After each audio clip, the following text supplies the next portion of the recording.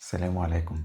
كنا اتكلمنا قبل كده عن الويتد مين، وشوفنا ازاي ممكن ادي ويت لكل observation موجود عندي علشان في الاخر اخد الافريج بتاعهم وانا حاطط ويت لكل observation. في كتير قوي من ال AI models بكون عاوز ان الموديل يتعلم من الobservations اللي موجودة عندي، يعني عايز اميكس الفيتشرز المختلفة بتاعة نفس الobservation. فلنفترض مثلا في الاكزامبل ده ان في عندنا height وفي weight.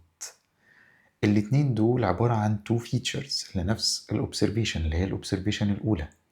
أنا ممكن أدي W1 اللي هو weight للهايت، وفي نفس الوقت ممكن أدي W2 اللي هو weight للفيتشر بتاع الوزن، وبعد كده أميكس الاتنين دول مع بعض. ازاي؟ بان انا اضرب W1x1 plus W2x2 فبيميكس الفاليوز بتاعت الفيتشرز مع بعض بالشكل ده. طيب افترض معايا بقى دلوقتي ان مثلا حاجه زي الهايت كان السكيل بتاعها كبير جدا، الفاليوز بتاعتها عاليه قوي، فيها رينج كبير. الويت الوزن ما كانش ليه نفس الرينج، ليه رينجز اقل.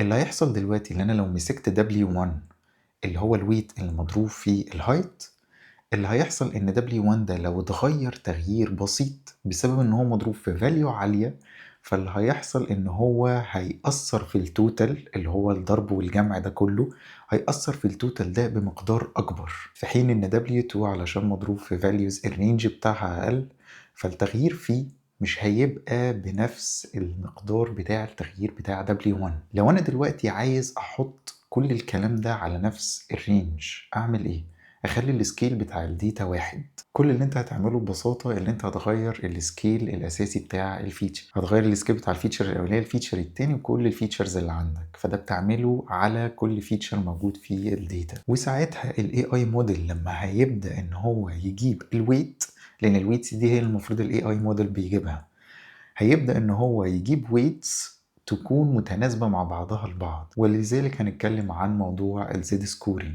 انا دلوقتي هفكر في الموضوع على كل فيتشر، فانا الفيتشر بتاعي ده لو رحت جبت الديستريبيوشن بتاعه، فليتس سي مثلا الهايتس كان بتفولو نورمال ديستريبيوشن، فانا دلوقتي قصادي الديستريبيوشن ده، عايز ان انا اعمل حاجتين.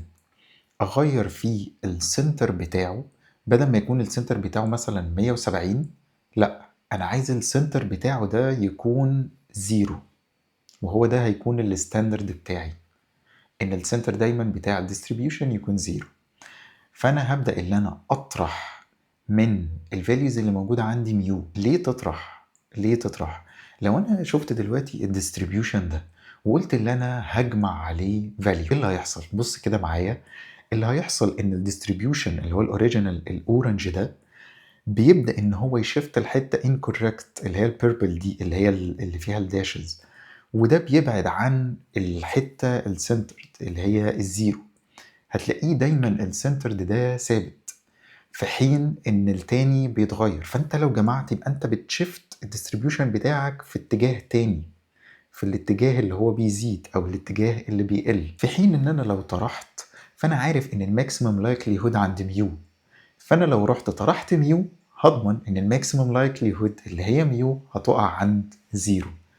وده بنسميه سنترنج، اللي انت حطيت الديستريبيوشن بتاعك على النقطة زيرو اللي هي السنتر. لو تفتكر في النورمال ديستريبيوشن السيجما كانت بتغير في السكاترينج، كانت بتغير قد ايه الديستريبيوشن بتاعي نارو او ممكن يكون وايد. لو عندي الفاليو بتاعت السيجما دهيت بضربها في اكس ناقص ميو، احنا خلاص قلنا ان احنا هنعمل ماينس علشان دايما اوصل لزيرو.